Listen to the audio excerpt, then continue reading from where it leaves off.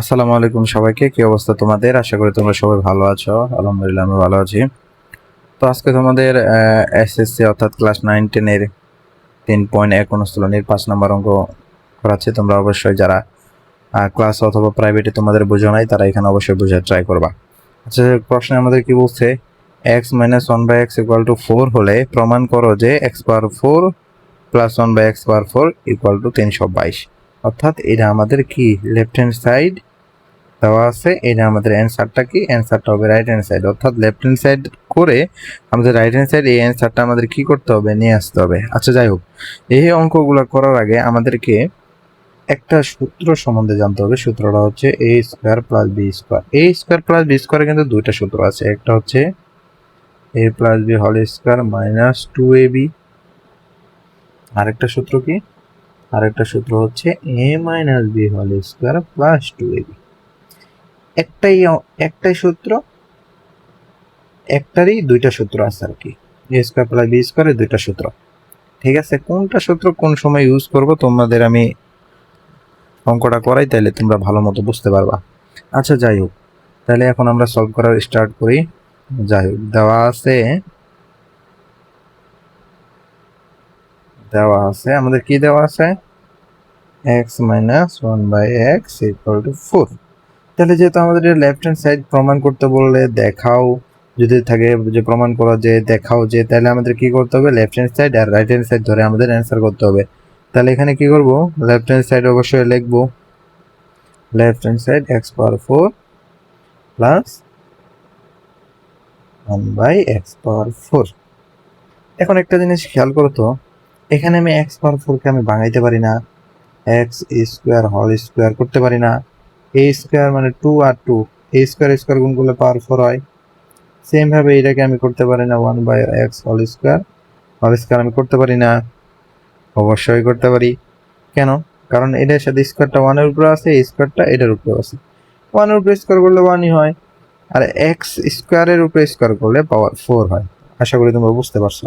আচ্ছা যাই হোক, এই যে সবার শেষে যে স্কয়ারটা, এটা হলো সূত্রের স্কয়ার। সবার শেষে যে স্কয়ারটা ওটা হলো সূত্রের স্কয়ার। সূত্রের স্কয়ার তাহলে কোনটা হবে আমাদের, সবার শেষেটা, ভিতরে যাই থাক সবার শেষে যে স্কয়ারটা আছে ওইটা হবে আমাদের সূত্রের স্কয়ার। এটা যদি আমাদের সূত্রের স্কয়ার হয়, এই যে এইটুকু আছে, এইটুকুকে ধরলাম আমরা a, এই যে এইটুকুকে ধরলাম আমরা b, তাহলে এটা হলো a স্কয়ার প্লাস b স্কয়ারের সূত্র। এখন ভিতরের স্কয়ারটাকে কেন ধরলাম না, আমি বারবার করে বলছি, বাইরের স্কয়ারটা হচ্ছে সূত্রের স্কয়ার, ভিতরে কি আছে না আছে আমরা এটা দেখবো না। এখন a স্কয়ার প্লাস b স্কয়ারে তো আমার দুইটা সূত্র। এখন আমি কোনটা সূত্র ইউজ করব, এটা প্রশ্ন থাকতে পারে। যখন আমরা দেখব যে পাওয়ার 4 অর্থাৎ x পাওয়ার 4 1/x পাওয়ার মানে পাওয়ার 4 এর কোনো অঙ্ক আছে, তাহলে আমরা কি করব, প্রথমটা অবশ্যই প্লাসের সূত্র নেব। প্রথমটা কিসের সূত্র নেব, প্লাসের সূত্রটা নেব। এই যে a plus b whole square minus 2ab। এখন প্লাসের সূত্রটা যদি নেই আমি, এখানে কি হবে, তাহলে a প্লাস b হচ্ছে 1/x a plus b whole square minus 2, a হচ্ছে x স্কয়ার, b হচ্ছে 1/x square. Clear? ax square কাটা, বুঝছো? আচ্ছা দেখো, কাটাকাটির পরে থাকলো কি, x square plus 1 whole square minus 2। এটুকুতে আশা করি তোমাদের কোনো প্রবলেম নাই।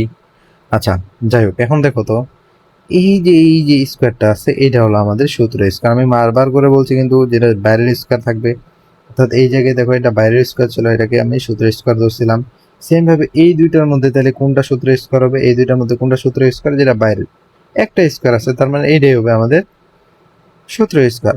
এখন এই এক্স কে, খালি এক্স কে ধরলাম a, এই 1/x কে ধরলাম আমরা b।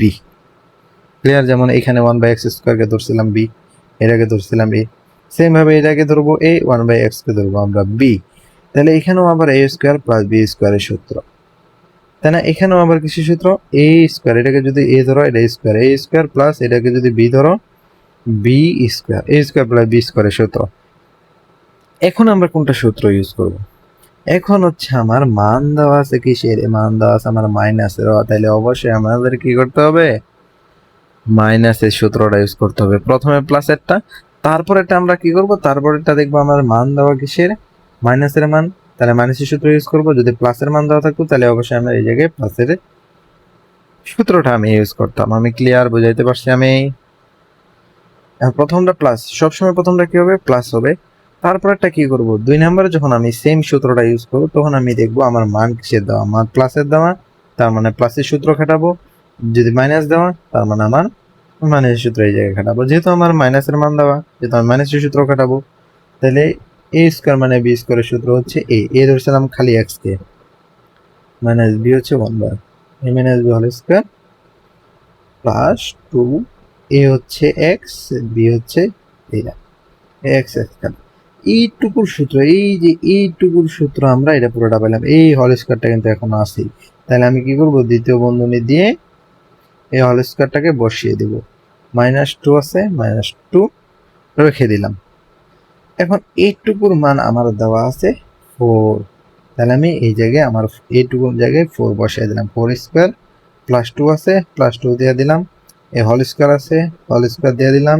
-2 আছে, -2 দিয়ে দিলাম। ক্লিয়ার?